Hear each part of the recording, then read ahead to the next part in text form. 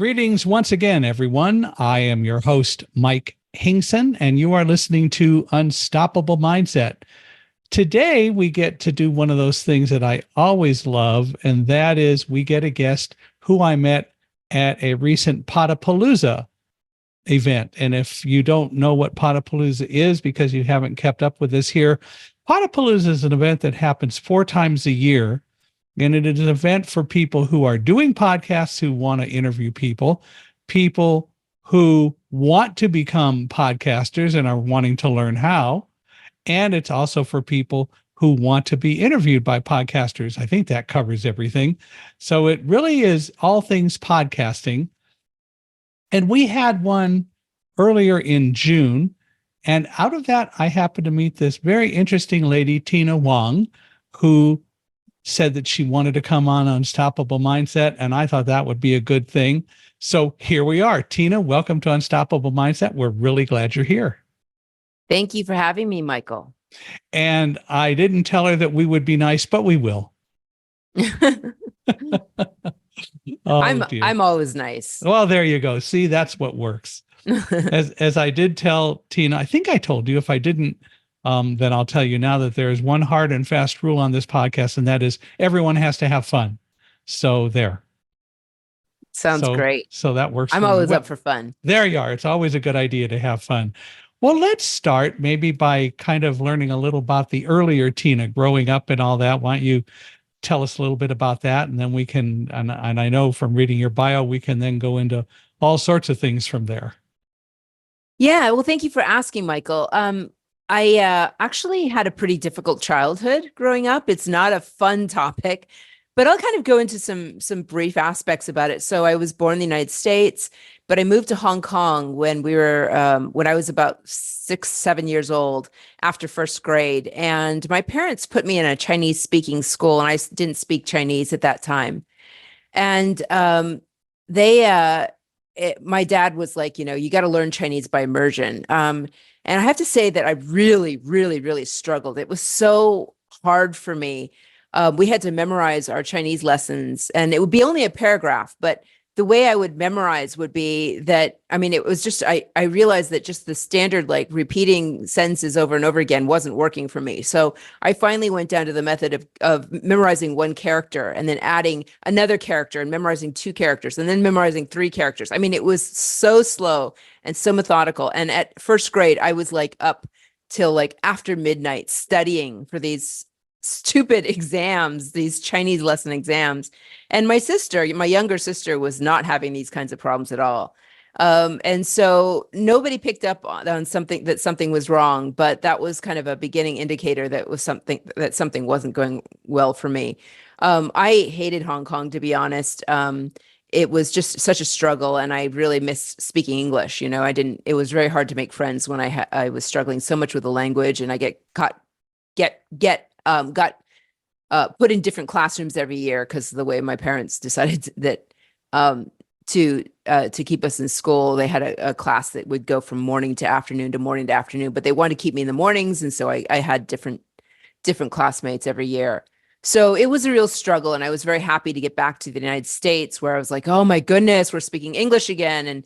And suddenly I went from being, and before I had left for Hong Kong, I was actually like grades ahead of everybody else. I was like in even though I was in first grade, I kept getting put in like with the third graders. So this, going from being the super smart kid to the super dumb kid was a real challenge. So when I came back to the United States, again, I was a smart kid, but my schools got a lot harder as I got into high school, but especially undergraduate. And then graduate school, where I was just really struggling in classes in terms of absorbing information. And what year was this roughly? That I went to Hong Kong? No, say when you went to undergrad, when you started college. I started college in 1986. Okay. The reason I asked is that we've learned so much about learning disabilities and so on since that time. Yes. So it's not too surprising. But anyway, go ahead. Yeah. And back in those days, for listeners who are younger, we knew hardly anything about learning disabilities. And we might have known about dyslexia when I was young. I don't know. We might have known about ADD, but it was not something that was discussed. It was very rarely known about. So Right. yeah. And in fact, I went to graduate school in neuroscience. I'm going to move forward to that. And even in my neuroscience programs, we were not talking about learning disabilities back Mhm. then.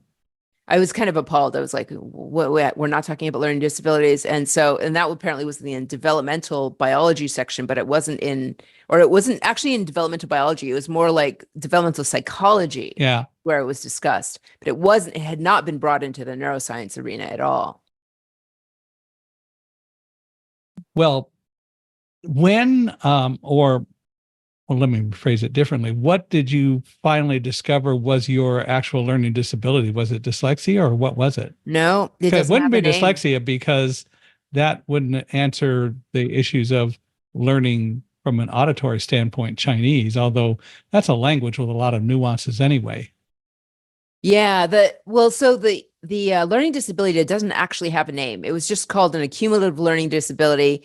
Some people have auditory deficits, some people have visual deficits. I had everything deficit in terms of it, well, everything they tested deficit. And I should say that I didn't actually get diagnosed with a learning disability until my last year of classes in graduate school.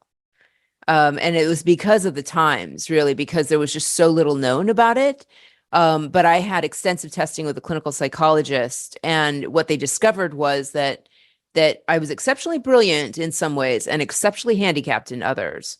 And what I was struggling with, and what I still struggle with, is just accumulation of information, a lot of information. And in graduate school in neuroscience, we actually had classes that lasted for 4 hours.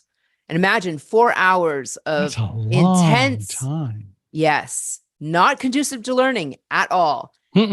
And really frustrating Disability that notwithstanding. oh my goodness. Yeah, and it's a little frustrating to me, in a neuroscience program that they'd actually allow that. Like, how do they not understand that a 4 hour lecture is not a good idea for anybody? But, of course, especially with people learning disabilities. But they weren't there to accommodate people with learning disabilities, even though two of us had one. One of my friends, graduate school programs aren't necessarily large. Mine was only seven, no, Right.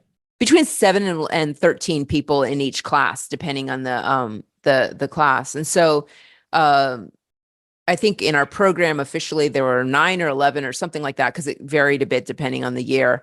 But one of the women had dyslexia, and then there was me, and I really it's a cumulative learning disability. So basically it means that if there's too much information being presented at once, I'm not going to be able to retain it all. And it really shows up a lot in languages, like, because there's just languages are almost, they come out from nowhere. I have a really hard time remembering names unless they're common. Like, I don't have a problem with Michael, but if you give me a Chinese name that I've never, or maybe a language like Arabic or something like that, that I don't know well, I mean, that's going to be, or I don't know at all, that could be a real challenge unless I've heard that name before, or if it's simple to pronounce. But the more complex a name is and the more foreign it is, the harder it is for me to remember.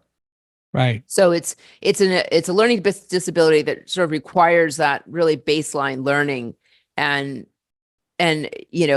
that idea that, like, people can just jump into a foreign country and absorb, that is exactly what I can't do. Right. There's no And immersion aspect of what I do. And just FYI, I'm not making these funny, all these strange symbols are coming up on Zoom that I'm not making. So I'm going to see if I can stop that, but I'm not making those well, purposely. that's okay. Okay. And I'm not hearing them, so it's okay. But Okay. the it's interesting. So you went through most of school not really understanding why you were, and you obviously observed that you were different, but you had no real understanding of why you were different or how you were different, other than you just couldn't get material absorbed the same way most people did. Right, right. And yet it was very confusing because I was often told, "Oh, you're really smart. You're so smart," and I know that, like, in some ways I am, and actually right now they're only talking about it, but there's this term called twice exceptional. And twice exceptional is when you are exceptionally brilliant and yet exceptionally handicapped at the same time. And that's, when you, and somebody asked me really recently, so isn't everybody neurodivergent, right? Doesn't everybody have these differences in their learning? And my answer to them was, yes, we all have different brains, and some of us are stronger in some ways and weaker in other ways. But when you have a disability that's so severe that you cannot have a normal life, you can't have any balance in your life, or you need accommodations, and you can't function, you can't survive with the way society is expecting you to survive based on your disabilities. That's when you have a quote unquote disability, is when society is not geared to help you thrive. Of course, the issue with disabilities in general, and it's something that we talk about from time to time on Unstoppable Mindset when the opportunity arises. I submit that everyone on the planet has a disability. And the problem for most people is they're light dependent. Why is that a disability? Just watch the power suddenly go out where you are, especially at night. But even during the day, I've seen that happen during the day. Power goes out, lights go out. Suddenly everybody's scrambling to try to find a smartphone or a flashlight to be able to see, because they're not used to functioning without light. And the reality is that their disability of light dependence is covered up because we have focused so heavily on making light on demand available, but it doesn't change the fact that the disability is still there. It's just covered up a lot. Right. But you don't need it to survive either, unless we have a power outage, right? So you are much more prepared if we all have a power outage than most of us. And if we lived in that situation often, then you would be in better shape. But if we don't have power outages, if we live in a country where that's not a common problem, then other people are an advantage because they can see, right? Right. Oh no, I understand that. Yeah. But the point is, though, that if you want to level the playing field, the reality is everyone has a disability of some sort. It's just that for most people, the disability is really covered up because we have light on demand. We don't have light on demand necessarily in Uganda and other places like that where there isn't power or a lot of power. I actually talked with someone yesterday who's going to come on Unstoppable Mindset, and they offer to children solar powered lamps so that they can study, because they don't have power to be able to have lights to study at night. But if they have solar powered lamps that charge up during the day, then in fact they can continue to study at night. Unless they take a different tact and learn Braille or something like that. But sighted people aren't going to do that. And that's okay. But the bottom line is, it still proves that everyone has some sort of disability. What we don't tend to do nearly as much as we ought to is recognize that while everyone has different gifts, we shouldn't knock somebody just because their gifts are different than our gifts. Right. And actually, I want to expand on that quite a bit, because there is, if we think about this a little bit more broadly, well, first of all, I don't know if you're familiar with Oliver Sacks' books. He wrote A Man Who Mistook His Wife for a Hat. He's a famous neurologist. Okay. And he talks about people who are differentially abled. He in himself, I think, would be considered twice exceptional. He is the kind of person that he has a facial agnosia where he cannot recognize people when he sees them. And in fact, it's so bad. It is so bad that if he looks in the mirror, he doesn't even recognize himself. And that's just insane. That is extreme. So yeah. He is also absolutely a brilliant writer and a brilliant neurologist. And he writes a lot about people who are differentially abled. So he has, he's written about amazing stories of, like, for example, there's a drummer with Tourette's syndrome. And as soon as he takes his medication, so he's absolutely brilliant drummer. And as soon as he takes his medication, he loses that profound ability to drum in the way that he normally does. It's fascinating about what, how things can be influenced by our disabilities or the drugs that we take and so forth. There are other stories like I don't remember whether it was Oliver Sacks or somebody else who wrote about a man who could smell as well as a dog, right? And imagine having the sensory receptors of pets, right? And if we think about disabilities, it's like, well, if we compare ourselves to our dogs and their olfactory senses, well, in some ways we could say we all have disabilities, right? Because there are dogs that can sniff out COVID or, help us figure out where mold is and so forth. And most humans, the vast majority of humans aren't built for that. No. There are animals across the animal kingdom that can see a lot of things that we can't see or detect energies that we can't see. And so when we think about this, I mean, and within the human spectrum, there are people that are very right-brained and have intuitive abilities that most of us don't have, Right. right? So, and so we are all differentially abled. That is true. And sometimes our handicaps actually lead to our brilliances. There's a fascinating story. I think it was on Hidden Brain where somebody had a head injury. And after the head injury, they developed these amazing, incredible musical skills that were just beyond imagination. Like suddenly this person without training became a professional musician. It's like, so the brain is absolutely fascinating. And it's one reason why I'm a neuroscientist or I have training in neuroscience is because these differential abilities that people have are mind blowing and and it's just fascinating to realize that we're all limited in our ability to perceive truth. We are all limited. And I think if we recognize that and know that like it's dependent on our experiences and our own sensory systems, which are limited because we're human and we don't have all the sensory systems that exist. It's just good to know. It's very humbling. And it's also helps us realize that there's always new stuff to learn and new perspectives to learn from. And I have always been a proponent of the concept that in reality, we should always be learning. And if we ever decide we know all we need to know and stop learning, that's such a horrible thing to do because there's always new stuff to learn. Always. Which is what makes life so fun. I was at the University of California at Irvine a week ago tomorrow, actually. So last Thursday.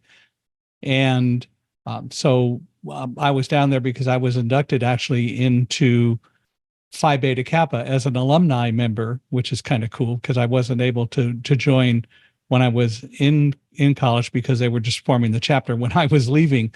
But I was visiting with one of my, thank you. I was visiting with one of my old physics professors, actually a couple of them.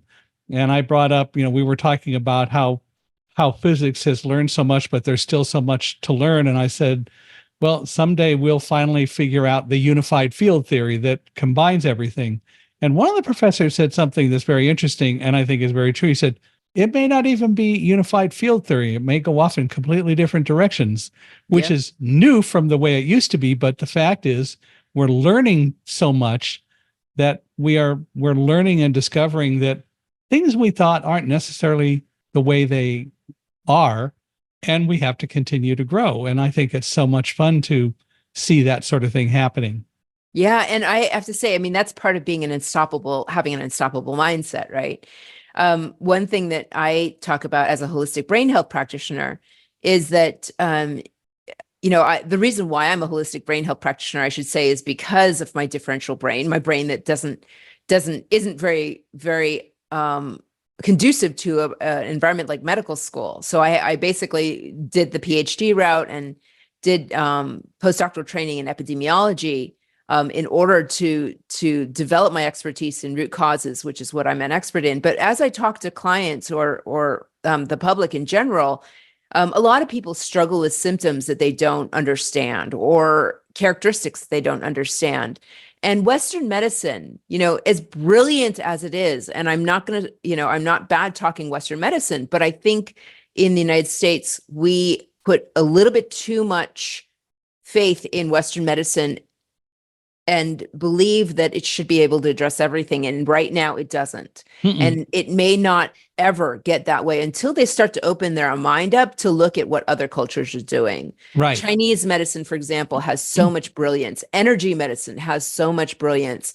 The Amazon has so much brilliance. And if we stick to the idea that we need to think about it only in terms of the way that Western medicine is able to do it, and they are thinking about it from a, if you look at physics, they're looking at it from a, it's not quantum mechanics, it's the other kind of mechanics. What is it?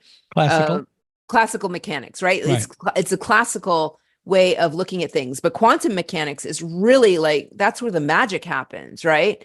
And if they're not incorporating that way of thinking, then they're going to think that everybody who's using methods using quantum mechanics is crazy. But physics can prove that that particles can be in two places at once. I mean, physics can prove all these things that sound absolutely crazy, but work in energy medicine. And so the idea that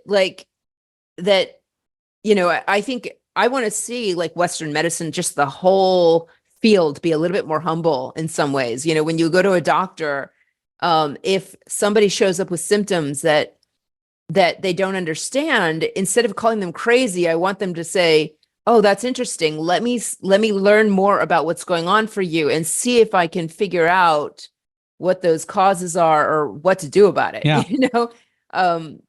Yeah. So, Well, it's so true. I mean, there's more to life than drugs, and yeah. Western medicine focuses so much just on the drug part of it, and there's been so much evidence that any number of people, and we've had a number of people on Unstoppable Mindset who had medical problems that Western medicine didn't solve, but Reiki and energy medicines and Eastern medicines and other kinds of forms of medicine, if you will, helped, and they were able to get beyond what they were feeling and what was hurting them, and they became better for it.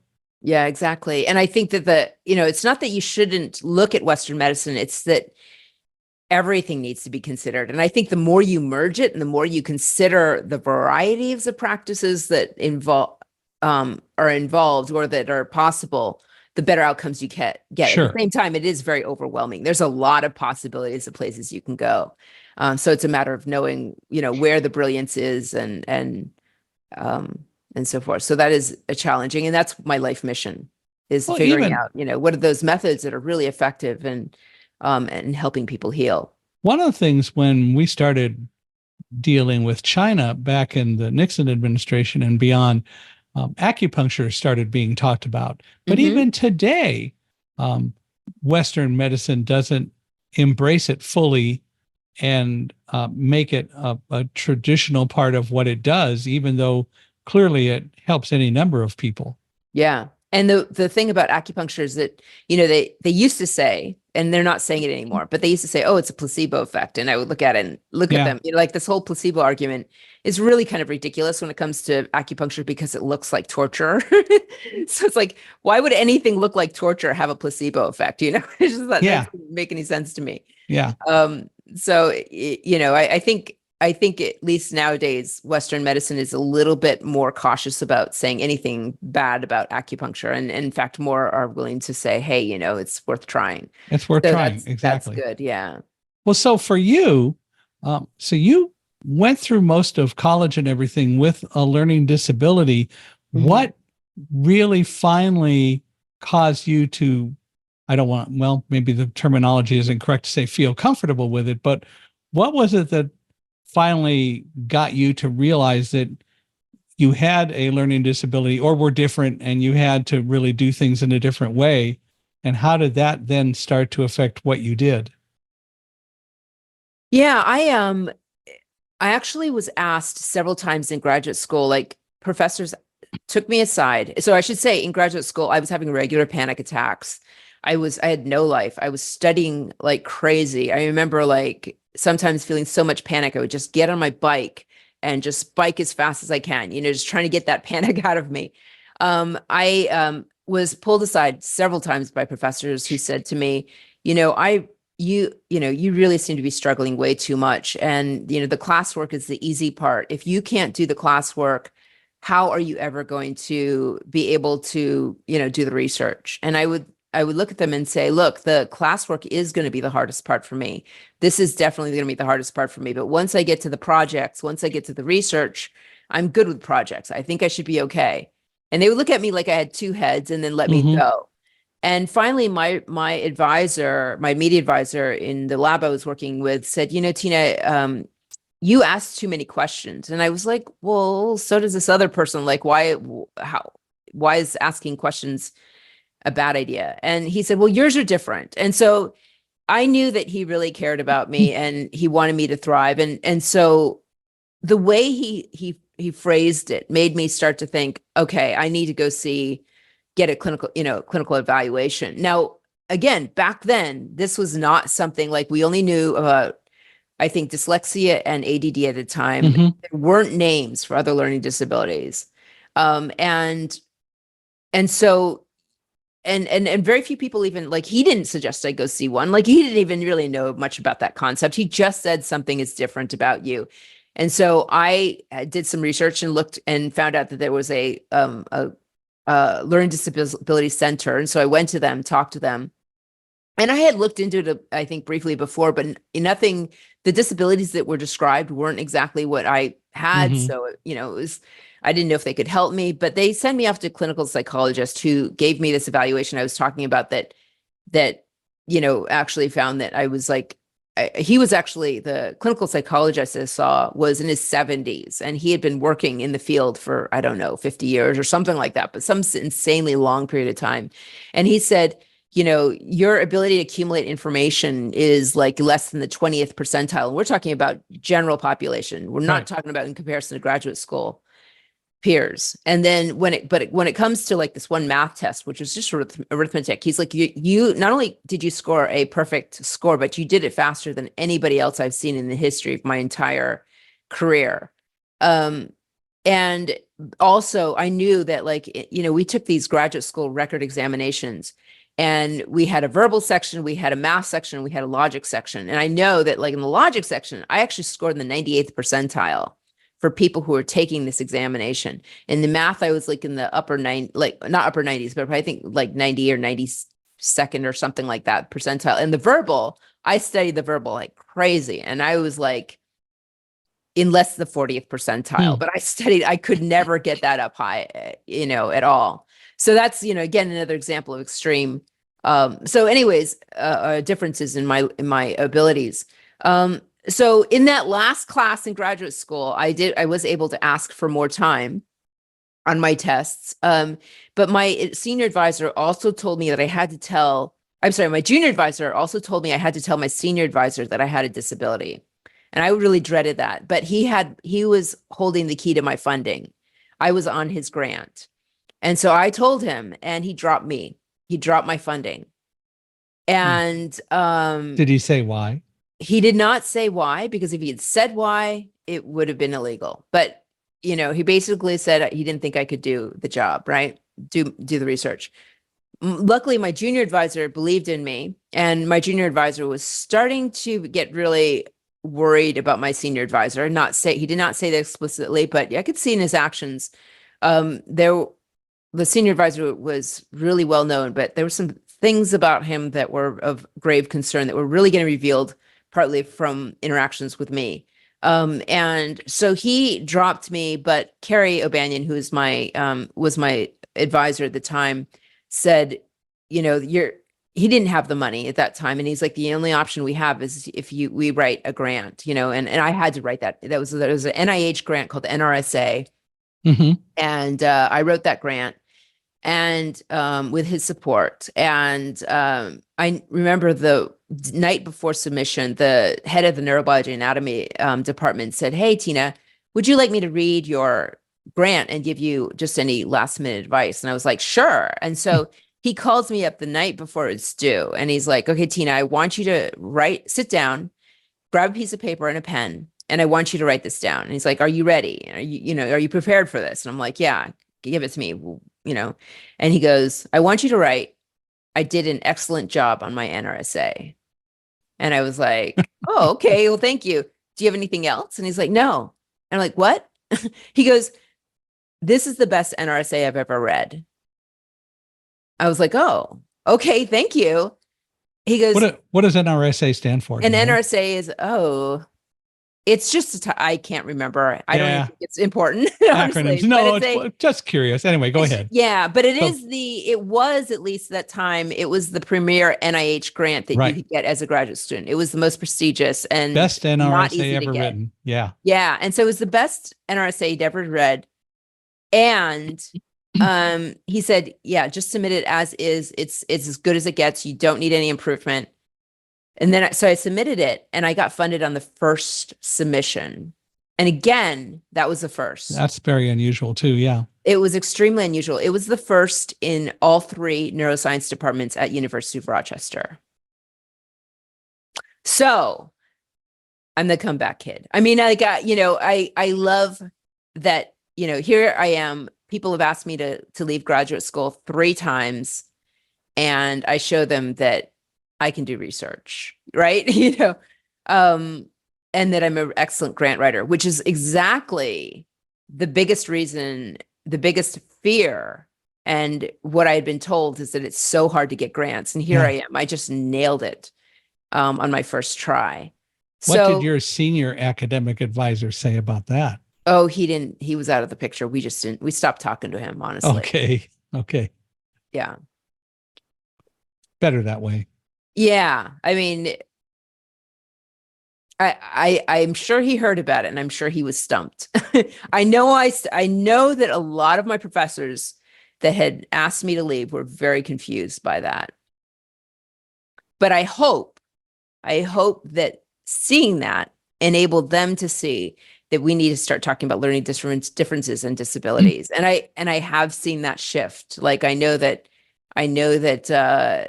learning disabilities. Actually, what's really interesting is that as I get these graduate school alumni magazines, there are actually conferences now in learning disabilities at University of Rochester in the neuroscience, that are where the neuroscience department is heavily involved. And I would like to think that what they saw with me helped them start to think about the importance of thinking about differential learning abilities. And probably that is true. I just thought of that, but I think that probably got some heads turning. So you got your PhD, and then what did you do? Well, I realized actually that I was not in love with lab work. I really am interested in mechanism of action, but I did not like the idea of working with animals in the way that we did in the labs. And I didn't like chemicals. And so I went on a trip to India during grad school years to kind of get away and reframe and just think a bit. And I was traveling with a friend who told me he wanted to get his master's in public health. And back then I didn't know what that was, but suddenly my ears perked up because that sounded really intriguing to me. And then I got back and I was in a graduate student council, and somebody passed around the pamphlet for public health, and I looked at it, and I saw this little description of a course in epidemiology, and I was like, wow, this sounds really interesting. And it was about getting at root causes. And so I started digging into looking more. The web was just a pretty new thing back then. And so I was like searching, the web and trying to figure out more about this epidemiology because it sounded fascinating. And then I heard the John Snow story, which is about understanding like this John Snow epidemiologist was what they call a shoestring epidemiologist, where there's a water pump that was the source of cholera, and how he made that discovery of how cholera started. And I was just like, this is what I want to do. I want to get at root causes. And so I actually decided, I was advised to finish my PhD. I was in my 5th year at that time. I'd come pretty far at that point. So I was advised to just finish off my research and then apply for postdocs in epidemiology.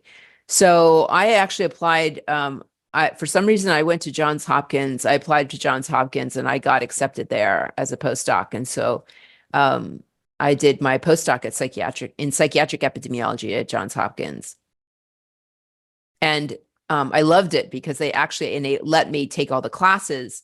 I audited them because otherwise I'd have to pay for them. I didn't have the money. So I audited classes in epidemiology and biostats and all the other things that I needed to work in that field. So you learned what you needed to, and that's kind of where you started focusing. Yeah. Yeah. So I wrote some, the work that I'm most proud of was in that field. I made some pretty cool discoveries in the field of Alzheimer's disease. Discovered that early life actually impacts your risk of dementia. And I looked at a measure, an anthropometric measure called knee height. So the height of our knees is actually indicative of our first 2 years of life. And specifically, we were thinking it was nutrition, but now I think it might be more than nutrition. I think nutrition is a very important part of it. But I think also our adverse childhood experiences contribute as well, but also our microbiome. So I was the first, not the first paper to show that knee height was an indicative of or in knee height, or that those first 2 years of life was important and relevant for our future risk of dementia. I was the first person to show that first paper to show that in a Western population. So how did you discover that, or what exactly did you discover that makes somebody who's less likely to get dementia as opposed to somebody who's more likely? Yeah. So what I discovered is that people with shorter knee heights have a higher risk of dementia. Got it. And the knee height is indicative. It's a reflection of what happened in the first 2 years of our life. Okay. Yeah. So partly nutrition, but partly other things that come along that affect it. Right. And that's, I didn't prove that in the paper. That's just knowledge that I've accumulated from watching the research. But we now know the importance of the microbiome, for example, we were not touching on that subject at all back then. Right.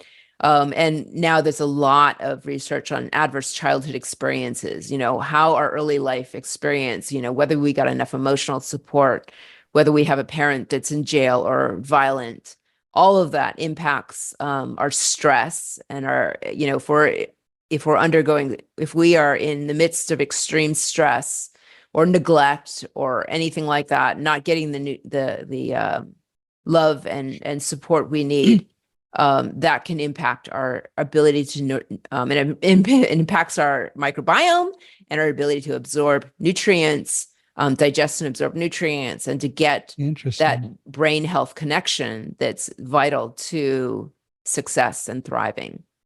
I know that and I've told the story before here, but when I was born, and it was discovered about 4 months after I was born that I was blind. I was born 2 months premature and put in an incubator and given too much oxygen, and that causes the retina not to develop properly.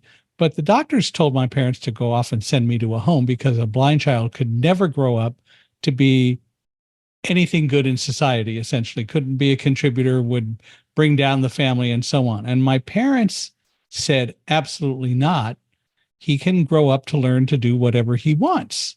And we're going to give him that opportunity, which is the point.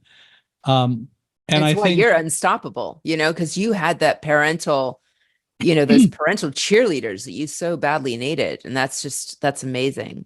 That's the power. That alone really speaks to the power of parents and what they can do for their kids. You're a great example of that.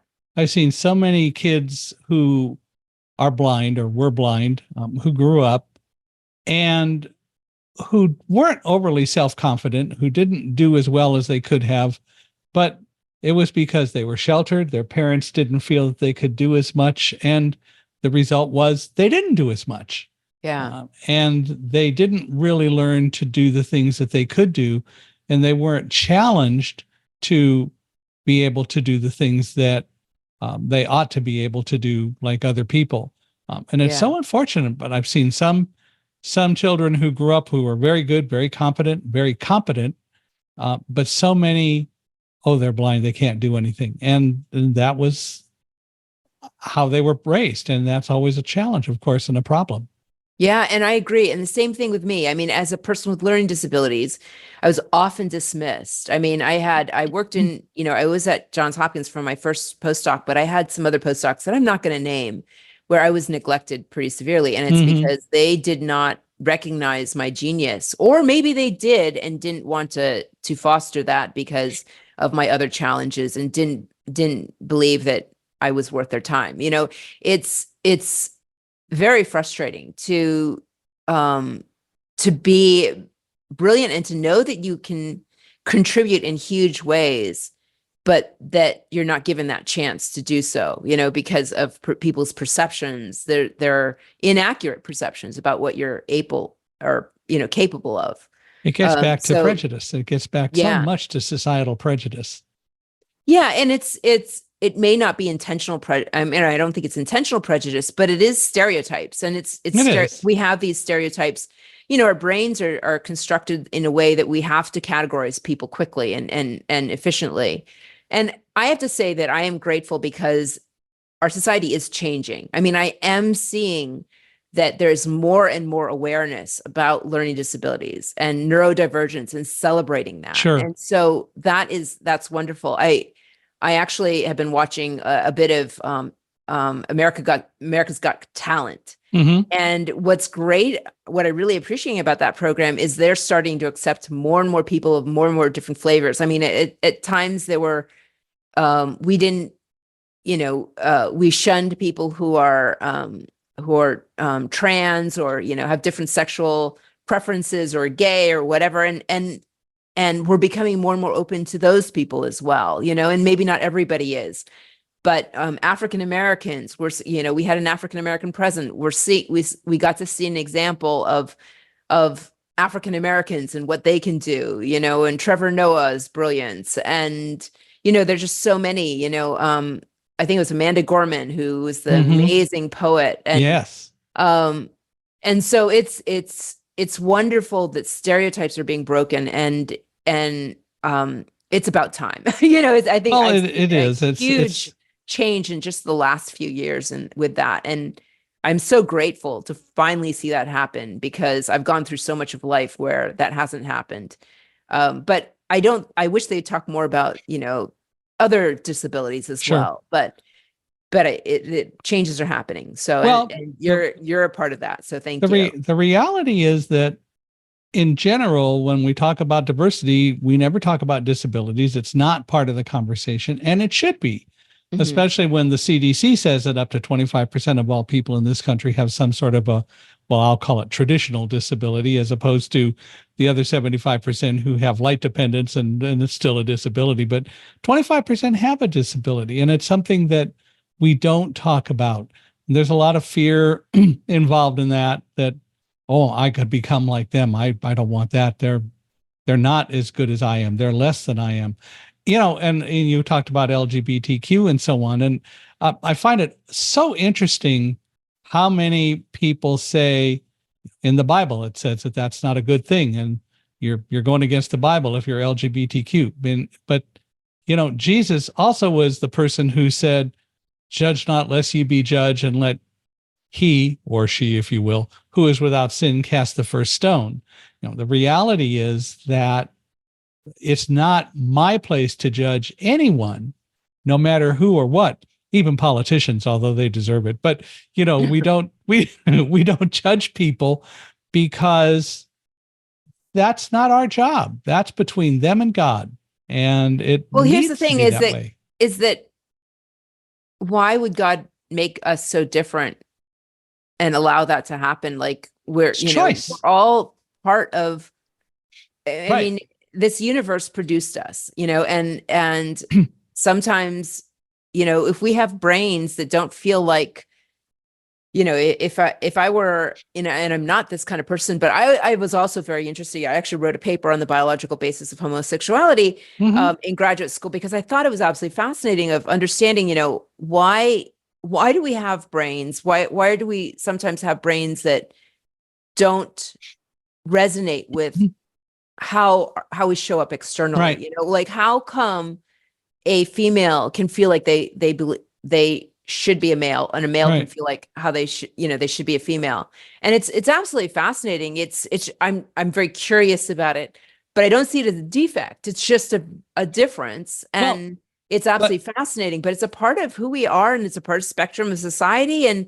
And um just because people are different doesn't make them less than. It just makes right. them different, Well, but and interesting even and if it were true, even if it were true, which I don't think that it is, but even if it were true that, say, being homosexual is a horrible thing, it's still, if for especially religious people, if you think that goes against what God wants, that's still not your choice to make.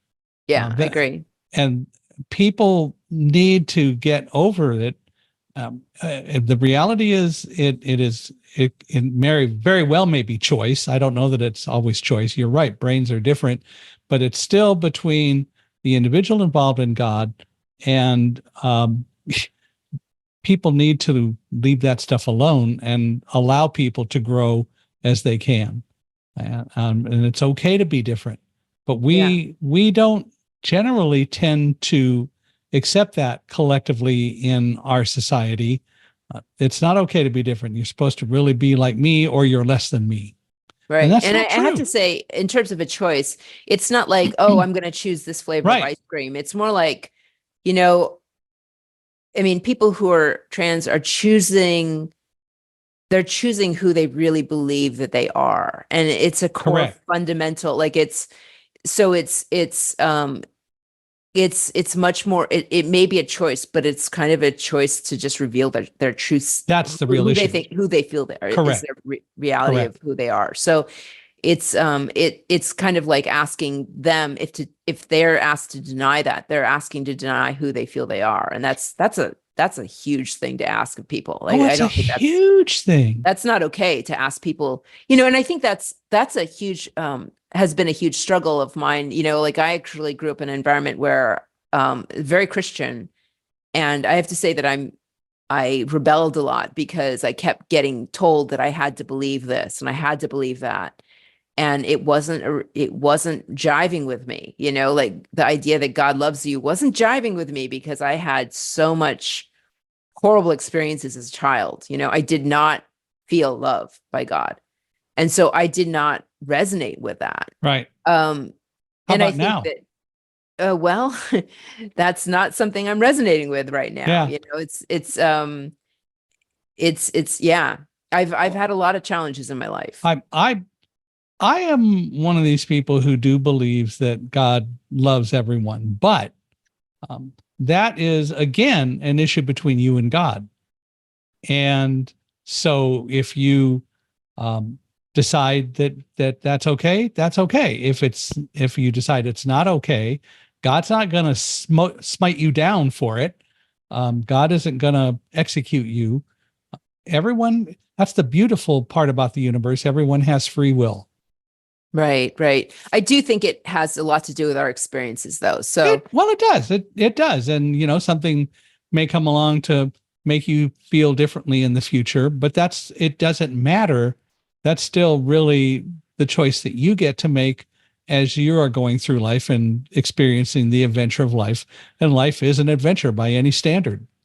right, right, And far be it from me to tell you that you have to say that God loves you.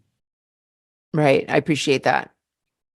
Now, my dog, on the other hand, would sit in your lap if he could, but that's another story. He's he's a I force. trust I trust animals love me. I can have faith in that. At least the healthy ones. Well, yeah, but I'm a bit of a kitty magnet, although I love them a lot too. So well, we have a cat, or I have a cat, and probably waiting for this to end so that I will go pet her while she eats. She loves to get petted while she eats, and she gets very irritated if she doesn't get attention when she wants it. Yeah. But that's okay. That's part of love. It's, How did you grow to be a holistic brain practitioner? um, I think, I've told you my backstory of having Right. severe learning disabilities and not doing traditional things. I had severe depression, anxiety, stomach problems, and of course these learning disabilities that we've been talking about throughout my early life, and kept going to doctors and getting dismissed by doctors, or yeah, getting dismissed, or told I need to go see a psychologist or Mm-hmm. whatever, and not really getting to the root of the problems. And I was fascinated by neuroscience. So, I went, I did the neuroscience epidemiology route. I told you about that. But I had some bad postdocs, and these postdocs were career ruining for me. I discovered some fraud, and that ended up hurting me more than the person that Hmm. committed the fraud, which was very upsetting. And I lost my job because I discovered their fraud. And so I had to find new methods to heal. And I had, when I discovered that there were ways that I could, through energy medicine, intuitively detect root causes directly in people, I decided that I really need to learn more about this. And when I discovered that the methods worked, I was like, okay, I need to develop a career in this. It was so much more efficient than doing the research. And I also was struggling. I know that, I really was coming down to or understanding the limitations of research, and some of the big limitations of research, especially when you're looking at large scale data sets, is that you need to account for all the variables that are involved. And my research was on Alzheimer's disease. And if you look at all the different things that are involved that cause Alzheimer's disease, you cannot fit it into a specific equation. Mm-hmm. You can only fit like 3 or 4, maybe 5 variables into an equation, depending on your population size. And so it's not going to be able to account for all the individual differences. And there was just no way to do that in epidemiology. And so that points to a huge limitation of research, is that it's really good for people who are the norm. But the problem is that so many of us are not the norm. So many women, there's not a lot of research in women, for example. So much of the research is better for men, and if you have unusual symptoms, research is not going to cover you at this point, right? Mm-hmm. So, and I was always in that category of having symptoms that doctors didn't understand. And so I was like, I've got to figure out root causes much more directly. And so when I figured out I could do that, I started to develop my own business. And that's how I became a holistic brain health practitioner. I absolutely love it. You make comments about the concept of first impressions. Tell me about that. Yeah, I don't like, I think it's really important, dangerous. It could be very dangerous to allow your first impressions to navigate your understanding or shape, it will always shape your understanding of a person. But if you let it be the sole contributor to your impressions of a person, it can be very dangerous. So let me just elaborate that on a bit. There are people who are very charming and likable when you first meet them. And oftentimes a lot of leaders are very likable and very charming and can be very popular and well-loved. But they can also be very toxic to people who are close to them. And I'm specifically talking about people who are in the sociopathic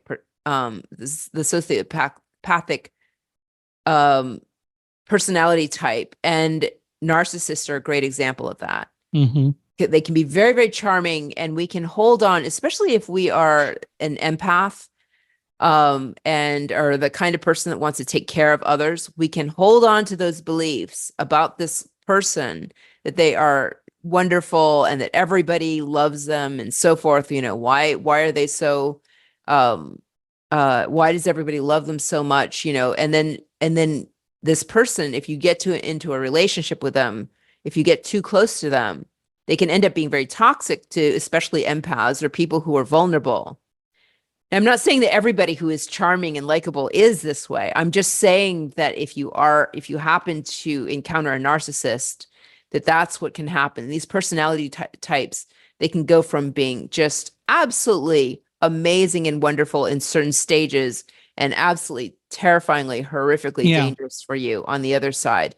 And so making these assumptions can be very dangerous, but it's also dangerous for the individuals who have disabilities that are hidden. So it's dangerous for people like me who have a hidden disability. People are not necessarily going to see that I have a disability. It's dangerous for people like me because, for example, I developed a severe environmental sensitivity due to toxic mold. And doctors could never see, even first impression can be like going to a doctor's office and they don't see anything wrong and they can't find anything in tests. So they've decided that you're fine. And so for me, didn't get the diagnoses I needed and I didn't get the support I need. So I'm actually in deep debt because of I wasn't able to work for 2 years because nobody was able to give me a diagnosis and I couldn't get on disability. And so that's another example of first impressions that are dangerous. And they may not be dangerous for the person if it's the doctor giving it to the patient, but it's very dangerous for those of us who struggle with toxic mold issues because I am not alone. There are tons of us who struggle with symptoms that nobody understands and are not getting disabilities or disability help because doctors refuse to understand or to look at the impacts of mold on our systems. There's 3 types of mold. There is pathogenic mold. There's allergenic mold, pathogenic mold, and toxigenic mold. And most doctors, if you ask them if they know about those 3 types or if they know about different types of mold, they will not know. Mm-hmm. They only know about allergenic. And that's a huge problem because pathogenic mold, for one, can make you sick for months and make it impossible for you to work for months. Toxigenic mold can completely destroy your immune system and your detoxification systems and make you completely immunocompromised.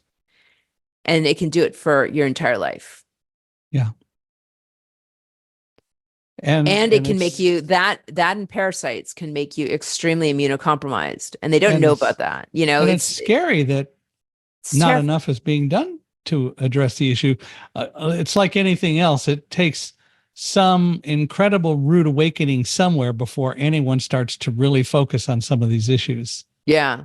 It's a big reason why I was absolutely determined to get well is because I knew that I was going to have to get on stages and start to speak about this. I'm not just trying to champion my own experience, but my experience struggling with these toxic mold issues was absolutely horrific. It was hellish beyond imagination. And there's not social support to help people like us. And it's horrific and that needs to change. So what is it you're doing today? What kind of work or what do you do? Well, as a holistic brain health practitioner, I help clients, sensitive souls who are struggling with symptoms that doctors can't understand. And I help them thrive regardless of relationships, surroundings, or symptoms by addressing root causes. And Do you do that remotely? Do you do it in person or what do you do?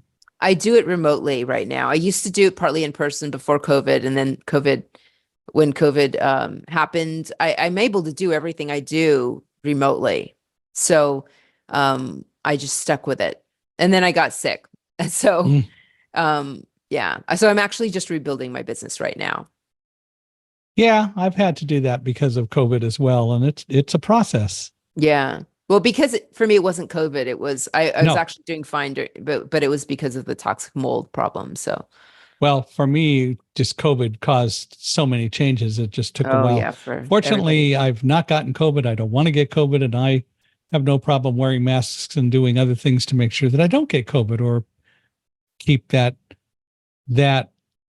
probability as low as possible. And I know too many people who've gotten COVID a number of times and don't want to do that. Yeah, well, that's awesome. You must have a great immune system then. Well, I also make sure I take all the vaccines, and I don't have a problem with that either. Yeah. Yeah. Doing what you can do to protect yourself is really Yeah, important. it's So very important. very, very important part of that. Mhm. Well, this has been a lot of fun, and it didn't take us a lot of effort to go through an hour, did it? Are we there yet? Oh, we are. Look at that, huh? Time flies when you're having Surprise. fun. Yeah. But I do want to thank you. But how can people get in touch with you if they'd like to talk with you further, learn what you do, and maybe use your skills and so on to help them? Yeah. My website is tryholisticbrainhealth.com. So it's TRY holisticbrainhealth.com. And so you can go check out, I have a very extensive website. You can check out more about what I do, what I help people with. I've got tons of testimonials there. I'm a speaker as well. So people who are interested in hearing more can check out my speakers page. And for those who are struggling with brain health challenges, I offer a holistic brain health assessment. And you can check that out on my How to Work With Me page. Okay. Have you written any books? I have not written any books at this point. There's an effort. Yeah, I started to and got waylaid by a few things, but yeah, my recent health, my 2-year health stint really got in the way of a lot. Right now, it's setting me back quite a bit. So, well, if you get one written at some point, let us know. We'd love to put it up on the page where we talk about the podcast when it comes out. But this has been fun, and I really enjoy you being here and getting the chance to talk with us. And it was great to meet you at Potapalooza. Thank you, Michael. It's been an absolute delight. Thank you for having me. Well, I want to thank you all for listening. We really appreciate it. We'd love it if you would give us a 5-star rating wherever you're listening to this podcast. 5-star ratings are always greatly appreciated. We love your feedback and your comments. If you'd like to reach out to me, you're welcome to do so. You can email me at michaelhi@accessibe, ACCESSIBE.com, or you can go to our podcast page, www.michaelhingson, michaelhingson.com/podcast, where you can find all of our podcast episodes, but you'll find them wherever you're listening to us today. And again, we really appreciate you giving us a good rating. We value that. We love to hear your thoughts. If you have any ideas of people who ought to be on the podcast, and Tina, for you as well, please don't ever hesitate to refer people to us who ought to come on, and we'll get them on. It's so much fun to do. But again, lastly, Tina, I want to thank you for being here and spending an hour with us. Thank you so much, Michael.